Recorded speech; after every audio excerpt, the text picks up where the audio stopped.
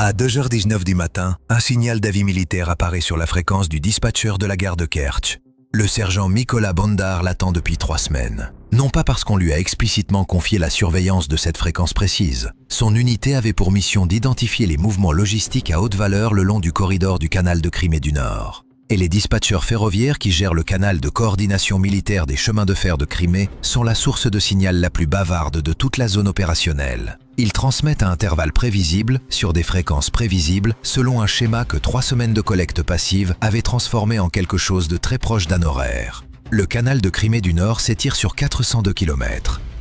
Construit à l'époque soviétique, il compte parmi les plus vastes ouvrages hydrauliques de l'histoire de l'URSS. Une voie d'eau artificielle conçue pour acheminer l'eau douce du Dniepr vers le sud, jusqu'à la péninsule de Crimée, qui ne disposait d'aucune source naturelle capable de soutenir à la fois sa population et les terres agricoles que les planificateurs soviétiques voulaient exploiter. Avant 2014, le canal fournissait 85% de l'eau douce de la Crimée. Après l'occupation russe et la décision ukrainienne de fermer les vannes d'entrée côté continent, la péninsule a traversé une crise hydrique de 8 ans, jusqu'à ce que la Russie s'empare de la centrale hydroélectrique de Kakhovka en 2022 et rouvre le canal par la force. Après la destruction du barrage de Kakhovka en 2023, le flux d'eau douce s'est de nouveau interrompu. Ce que le canal transporte aujourd'hui, ce n'est plus de l'eau. C'est le plus important corridor logistique militaire de la Crimée occupée. Plus de 10 ponts ferroviaires le traversent, plus de 100 ponts routiers et passages l'enjambent.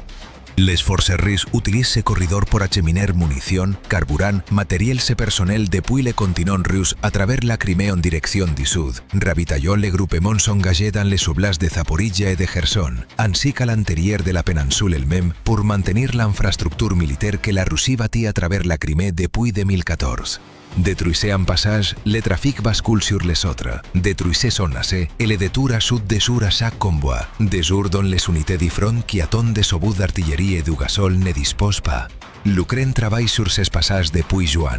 Le 11 juin, des frappes ont touché 4 ponts reliant Kherson occupés à la Crimée. Le 18 et 19 juin, des drones de forces spéciales ont visé des ponts ferroviaires dans les zones de Rosdol et de Vladislavivka. Le 13 juin, le premier régiment d'assaut séparé a détruit un pont flottant à Chonar que les forces russes avaient bâti après les dommages précédents infligés au Grand Soubraz. Chaque frappe forçait les planificateurs logistiques russes à réacheminer, à ajouter des kilomètres, des heures et de la consommation de carburant à chaque convoi, à retirer des moyens de sécurité du front pour protéger les axes restants. Le corridor du canal n'était pas détruit en une nuit. Il était étranglé, un passage à la fois, sur plusieurs semaines. Bondar écoutait cet étranglement depuis un poste avancé d'écoute des transmissions depuis le début de la 3e semaine de juin. La première semaine, il a établi la ligne de base. Le dispatcher de la gare de Kerch émettait des signaux de contrôle de trafic standard à intervalles réguliers tout au long de la journée. Le genre de trafic ferroviaire de routine qui existe partout où circulent des trains, sans valeur militaire en soi. Horaires de départ, affectation de quais, autorisation de voies, communications administratives ordinaires d'un réseau ferroviaire tentant de maintenir le trafic à travers une péninsule de plus en plus difficile à ravitailler. Il a tout consigné, non parce qu'une transmission individuelle avait de l'importance, mais parce que la ligne de base était le seul moyen d'identifier la déviation lorsqu'elle apparaît près. En 2e semaine, il a repéré la déviation. Chaque fois qu'un train transportant du fret militaire empruntait le corridor de Rosdol, le dispatcher de la gare de Kerch émettait une courte rafale sur une seconde fréquence, un canal d'avis militaire distinct de la bande standard de contrôle du trafic, exactement 12 minutes avant que le train n'atteigne le pont de Rosdol. Pas une mise à jour de trafic standard. Le format différait de toutes les autres transmissions consignées. L'architecture de chiffrement était distincte de la bande ordinaire des communications ferroviaires. La fenêtre de transmission plus courte, plus précise. Elle signalait à un destinataire qu'un mouvement de fret à haute valeur était en cours et à 12 minutes du passage. Tous les trains ne le déclenchaient pas. Les trains de voyageurs ne le déclenchaient pas. Les convois d'approvisionnement général transportant vivres, matériaux de construction ou carburant dans des wagons citernes standards ne le déclenchaient pas. Le signal d'avis apparaissait spécifiquement et exclusivement avant les mouvements de fret que quelqu'un dans la chaîne logistique militaire russe avait catégorisé comme à haute valeur, digne d'être signalé à un récepteur militaire dédié plutôt que laissé dans le flux général.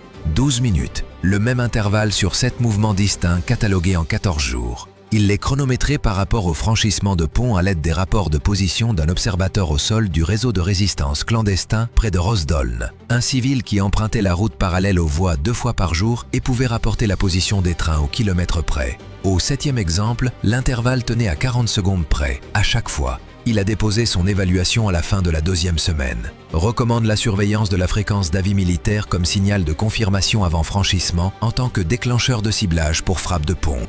Fenêtre estimée du signal au franchissement, 12 minutes, constante sur 7 mouvements observés. Un paquet de frappes atteignant le pont dans les 11 minutes suivant la détection du signal intercepterait le train sur la voie d'approche plutôt que sur la travée elle-même. La destruction du pont avec le train sur la voie d'approche piège le fret côté Crimée du canal, sans réacheminement possible dans la zone immédiate. La réponse est arrivée 2 jours plus tard. Renseignements issus d'une collecte passive par opérateur unique insuffisant pour autoriser une frappe fondée sur ce modèle temporel sans corroboration d'une seconde source indépendante. Poursuivre la surveillance. Bondar a continué à écouter. En 3e semaine, le réseau de résistance clandestin a fourni ce que la collecte de signaux ne pouvait pas offrir. Un membre du mouvement de résistance opérant près de Rosdoln a confirmé que le 7e mouvement consigné par Bondar, un train qu'il avait suivi grâce au signal du dispatcher à 3h14 la nuit du 14, transportait des wagons de munitions.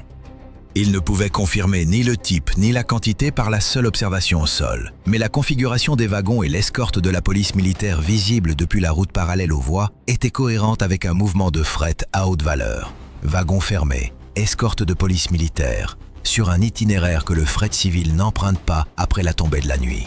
L'observateur de la résistance avait déjà vu cette configuration 3 fois auparavant. À chaque fois, les forces russes à destination avaient déclenché une activité d'artillerie dans les 48 heures suivant l'arrivée du train. Cette corroboration a changé l'évaluation.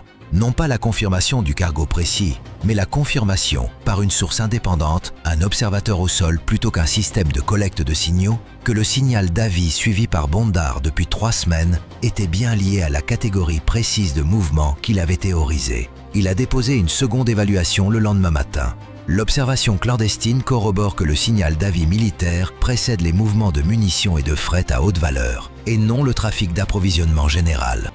Fenêtre de 12 minutes du signal au franchissement confirmée sur 8 mouvements observés. Demande d'autorisation pour un paquet de frappes par drone prépositionné déclenché à la détection du signal d'avis. L'autorisation est arrivée l'après-midi même, non pas pour une frappe sur le signal suivant, pour un paquet de frappes prépositionnées maintenu en état de préparation à libérer dès que la position d'écoute de Bondar détecterait à nouveau le signal d'avis, avec une fenêtre d'exécution de 11 minutes entre la libération et l'impact sur le pont. Les drones des forces spéciales affectés au paquet étaient déjà prédéployés en avant. Pas les plateformes de frappe à longue portée que l'Ukraine utilisait contre des cibles profondes en territoire russe, mais des systèmes de précision à plus courte portée capables de transporter la charge militaire nécessaire pour endommager une travée métallique et assez rapide pour parcourir la distance entre la zone de déploiement avancée et le pont de Rosdoln dans la fenêtre des 11 minutes. Ils n'utilisaient pas la navigation par GPS.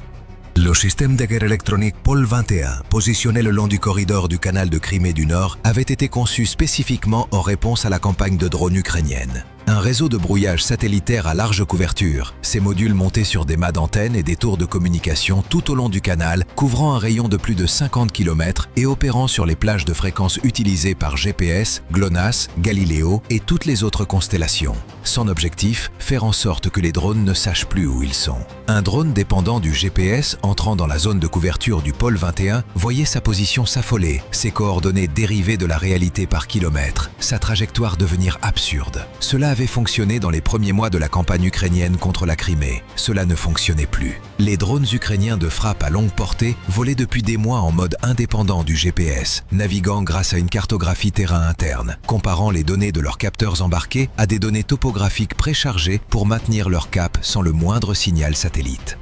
Le principe était le même que celui par lequel une personne peut se déplacer dans un bâtiment familier en pleine obscurité, pas en connaissant ses coordonnées absolues, mais en comptant ses pas et en connaissant le plan. Le Pôle 21 pouvait saturer le corridor de bruit de brouillage sans rien accomplir contre une architecture de navigation qui n'écoutait pas les signaux qu'il brouillait. Le pont près de Rosdoln est un ouvrage à travée unique. La plateforme ferroviaire repose sur des piles en béton fichées dans les berges du canal, la travée elle-même étant une structure en treillis d'acier traversant assez large pour une seule voie ferrée. Elle mesure 41 mètres dans sa portée la plus large. Les piles en béton s'élèvent à 4 mètres au-dessus de la surface de l'eau. Aucune position de défense aérienne dédiée. Les batteries S-400 qui couvraient auparavant cette partie du nord de la Crimée avaient été repositionnées au cours des semaines précédentes, tirées vers Kertch et le pont de Kertch à mesure que les frappes ukrainiennes contre les défenses aériennes de la Crimée s'intensifiaient et que le commandement russe décidait de prioriser la protection du passage le plus important de la péninsule au détriment du corridor logistique nord. Ce qui restait à Rosdoln, c'était la couverture de brouillage du pôle 21 et la structure physique du pont elle-même. Ni l'un ni l'autre n'avait été conçu pour arrêter un drone qui savait déjà où il allait et n'avait pas besoin qu'on le lui dise. Le train qui avait quitté la gare de triage de Jankoï à 23h47 la veille comptait 64 wagons. Les 8 premiers wagons derrière la locomotive étaient des plateaux vides, configuration standard des trains de munitions militaires qui placent la masse non cargo à l'avant du convoi pour faire tampon contre les tentatives de sabotage visant la locomotive. Les wagons 9A51 étaient des wagons couverts transportant des obus d'artillerie de 152 mm, le calibre standard des obusiers automoteurs 2S3 Akatia et 2S5 Gyatsint que les forces russes utilisaient dans l'oblast de Zaporizhia. Les wagons 52 à 64 étaient des plateaux chargés de groupes électrogènes et de matériel de communication. Obus d'artillerie de 152 mm. Chaque wagon transporte entre 800 et 900 obus selon la configuration de conditionnement. 43 wagons de munitions, entre 34 000 et 39 000 obus individuels. De quoi soutenir la cadence de tir d'un groupement d'artillerie russe entier pendant 4 à 7 jours selon le tempo opérationnel. Les unités qui attendaient ce train à Zaporizhia rationnaient leur feu depuis 6 jours. Elles attendaient. Le train est entré sur la voie d'approche de Rosdoln à 2h27. La voie d'approche court en ligne droite sur 1,4 km depuis l'aiguillage à partir duquel les trains s'engagent vers le pont jusqu'à la travée elle-même, sans embranchement, sans voie de délestage d'urgence, sans signal qui donnerait à un conducteur une raison de ralentir avant d'arriver au pont. Un train entrant sur cette voie à la vitesse de celui-ci, 42 km/h, dispose d'environ 2 minutes avant d'atteindre la travée. Un freinage d'urgence à cette vitesse pour un convoi de cette longueur exige au minimum 600 mètres pour s'arrêter complètement. Le conducteur a une fenêtre de 2 minutes et une distance d'arrêt de 600 mètres. Si le pont est debout lorsque le train s'engage sur la voie d'approche et tombe alors que le train est à plus de 600 mètres de la travée, le train s'arrête sur la voie d'approche. Si le pont tombe alors que le train est à moins de 600 mètres, le train s'écrase dans le vide. Le paquet de drones franchit le canal à 2h29, volant à 30 mètres au-dessus de la surface de l'eau. Le canal mesure 78 mètres de large au passage de Rosdoln. À 30 mètres d'altitude, les drones se situent sous la bande optimale de brouillage du pôle 21, qui concentre sa puissance sur les tranches d'altitude où opéraient les drones ukrainiens dans les premiers mois de la campagne et n'a pas été entièrement recalibré pour les approches basses adoptées par l'Ukraine après la documentation des premiers déploiements du système. Le canal lui-même fournit la référence de cartographie du terrain qu'utilisent les systèmes de navigation des drones pour l'approche finale. Sa surface d'eau et ses berges donnent un point d'orientation précis qu'aucun brouillage satellitaire ne peut effacer. Le premier drone atteint la jonction de la pile nord à 2h30. Le joint entre la travée métallique et la pile en béton, du côté de l'approche, le point où le poids de la travée est transféré à la pile, est l'élément mécaniquement le plus sollicité de toute la structure. La charge explose contre lui à 2h30. La jonction se déforme, le béton se fissure et la plaque d'appui en acier sur laquelle repose l'extrémité de la travée se tord. La travée ne tombe pas. Elle se déplace, l'extrémité nord glissant de 4 cm hors de son appui à mesure que la jonction cède partiellement. Le second drone arrive 11 secondes plus tard et frappe la section centrale du treillis, le point médian où la géométrie structurelle concentre les forces de flexion. La détonation traverse 2 des 4 membrures principales du treillis, côté amont. L'acier se déchire plutôt que de trancher net. Les extrémités déchiquetées des membrures rompues s'écartent vers l'extérieur sous la libération de la tension qu'elles portaient depuis la construction du pont. Le troisième drone frappe la jonction de la pile sud à 2h31. Pendant 6 secondes après ce troisième impact, la travée tient. Les structures métalliques ne s'effondrent pas instantanément lorsqu'elles sont endommagées. Elles se déforment, redistribuent la charge, résistent à la rupture grâce à la redondance intégrée à leur conception. La même redondance qui permet à un pont de survivre à un camion surchargé ou à une collision mineure sans s'effondrer.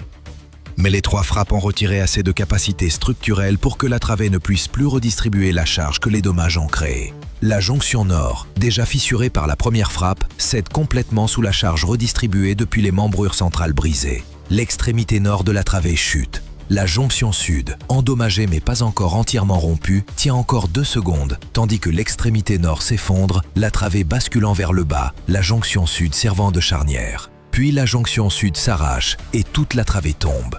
L'extrémité nord touche la surface du canal. L'extrémité sud suit. La structure de treillis se disloque en tombant. La plateforme ferroviaire se plie le long des membrures brisées. Toute la masse d'acier heurtant l'eau et le fond du canal simultanément. À 2h31, le mécanicien voit le pont disparaître. Il est à 1,1 km du pont au moment où celui-ci tombe. Il actionne le freinage d'urgence total dès qu'il voit l'extrémité nord s'affaisser. Il n'attend pas de confirmer ce qu'il voit.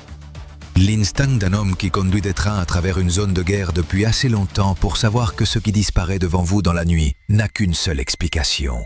Les roues se bloquent. Les freins génèrent sur les 400 premiers mètres de la distance d'arrêt assez de chaleur pour être visible depuis la route parallèle aux voies. Le convoi de 64 wagons pousse contre la locomotive, chaque wagon voulant poursuivre sa course, tandis que les freins luttent. Le train tremble sur toute sa longueur. Les wagons se compressent les uns contre les autres. Les attelages absorbent la charge de compression qu'engendre le freinage. Le train s'arrête avec la locomotive à 40 mètres du bord de la travée détruite. Pas sur le pont, pas dans le canal, sur la voie d'approche, intacte, avec 64 wagons derrière elle et rien devant, sinon un vide là où se dressait un pont ferroviaire. L'observateur de la résistance clandestine, sur la route parallèle aux voies, photographie le train arrêté à 2h34. Le phare de la locomotive illumine l'espace vide où se trouvait la travée, le canal visible sous la pile brisée, l'épave d'acier visible dans l'eau.